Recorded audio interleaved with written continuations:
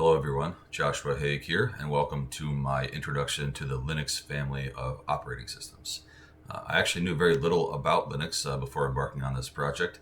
I'd only sandboxed Ubuntu in a virtual machine for a college class. I was of the mindset that an OS was a permanent choice, something you couldn't change after you buy your PC or install an OS when you build a new one. I was wrong. As it turns out, you can actually choose which OS to use each session using your PC, almost like choosing a pair of shoes to go to the grocery store. An OS is not a decision that's carved in stone. It's just who's in charge when your PC boots, and you can choose that. I'm going to show you how. There are several Linux distributions to choose from, and to be honest, it can be a little overwhelming. I'll cover some of the most popular ones here. First up is probably the most well-known Linux OS, which is Ubuntu. Ubuntu is widely considered to be the Linux flagship OS and serves as the foundation for many of the other Linux distributions.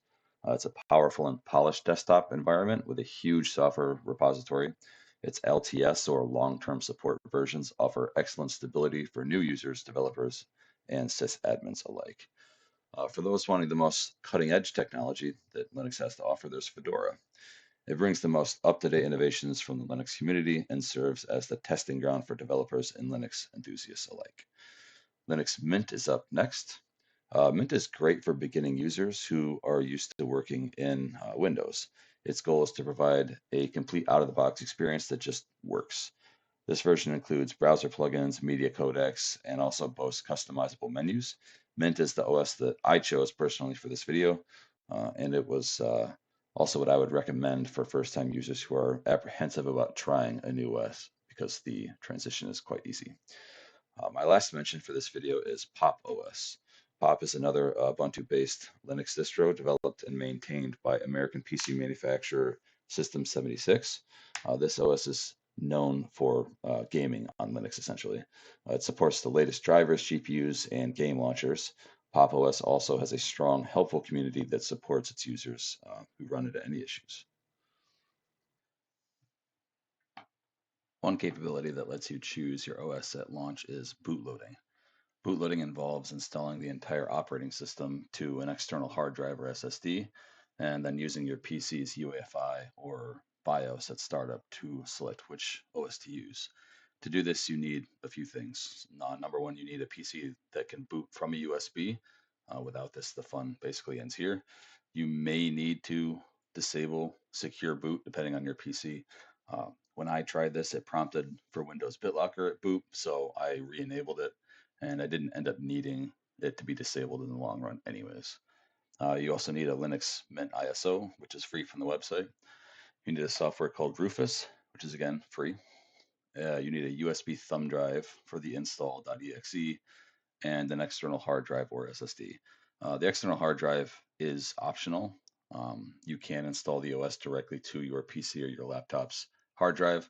It would make essentially the rest of this project a moot point because you wouldn't be bootloading at that point. But using an external hard drive allows you to keep your sandbox environment separate from the rest of your PC, which is generally a good idea. For this project and for future sandboxing, I decided on a 1 terabyte Samsung T7 SSD that has more than enough space for the OS and any other files I may need in the future. It also uses USB 3.2 Type-C and is NVMe based, giving it a transfer speed up to 1,000 megabytes per second. This allows for the OS to feel native and not like it's coming from a USB device.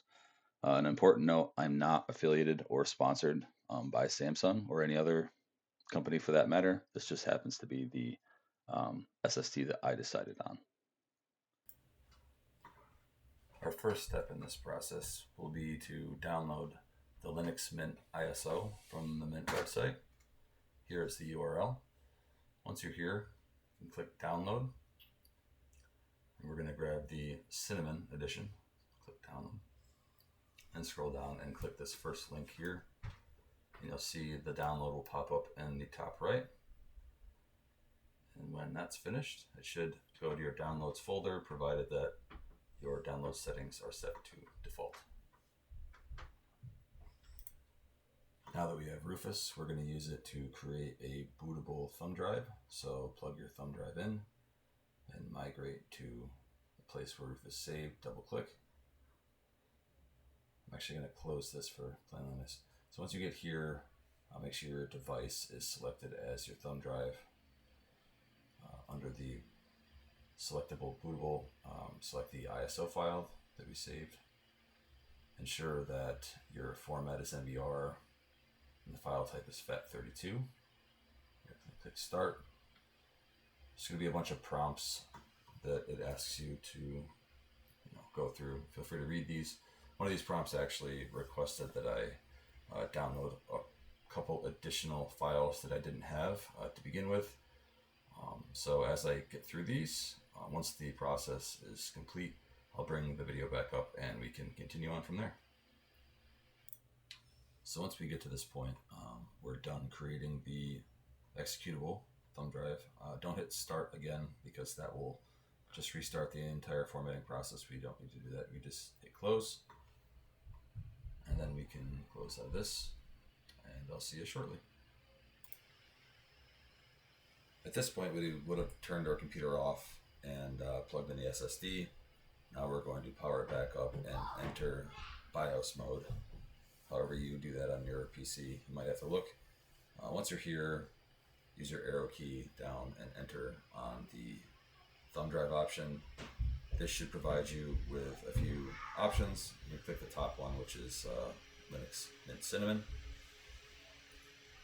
And this should show the Linux Mint icon on your screen. It's probably difficult to see here because the lighting this sort of erased the icon on the front of my screen. But when this boots back up, I will return and we'll continue on from there. Okay, so now you can see that we are up and running, and in the top left corner is an option to install Linux Mint. So now that we're here, we are going to use this install Linux Mint icon to install the operating system to our external SSD. So we're going to click that, wait for it to think and pull up the next window. They're going to walk through and select your language.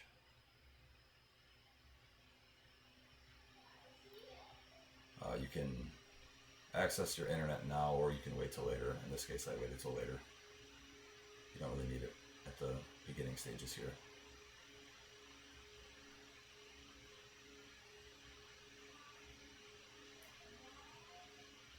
And in this section, I would definitely recommend you install the media codecs. And to do that, you're going to need to basically enable or set up secure boot through this. You can throw a password in here. This will be the password that you use to boot into Linux, to load it.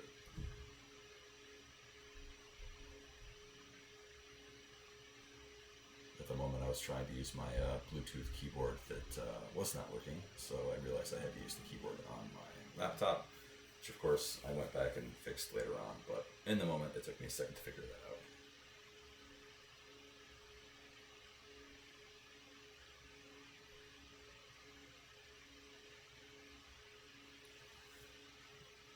So once we get the password in there, we'll click continue.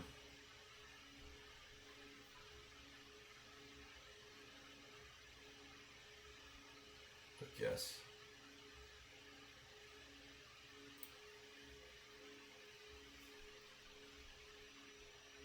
We're going to do a full erase disk and install Linux Mint.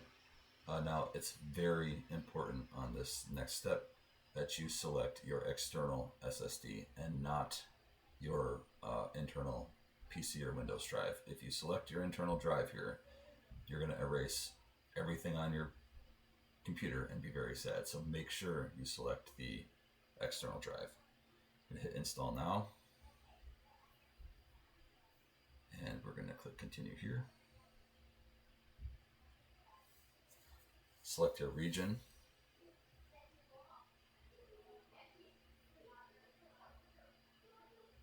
And you're going to create essentially your profile with a username and password, and you can name your PC here.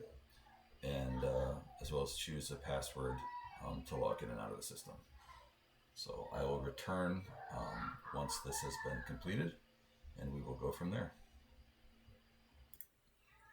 Once you reach this point, it will eventually ask you to restart your computer, and after you restart and it reboots, it will tell you to pull your installation media, which is to pull your thumb drive. After pulling the installation drive, it will prompt you to enter the password that you created during setup. And when you finally load in, it will greet you with a essentially a startup queue. And there's a bunch of items within that queue. I'm not going to go through everyone in detail, but essentially you've got opportunity to customize your menus, set up snapshots, install drivers, codecs, and updates, mess with your system settings, download software. This is actually where I download LibreOffice, which is the replacement for Microsoft Office, and also to set up your firewall.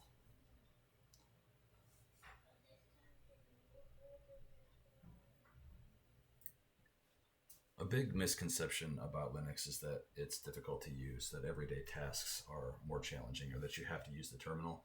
That's just not true. You can see me here using a file explorer just like you would use one in Windows. And a huge misconception is about Linux, because it's open source, that it's insecure. During my research and planning for this video, I looked at antivirus options for Linux. I discovered that they're out there, but you really don't need them. Linux is open source, meaning its source code is available to the world, essentially. The uninitiated believe that it makes it a hacker's haven. In reality, it means that there's an army of thousands of people that are just deep diving the code daily.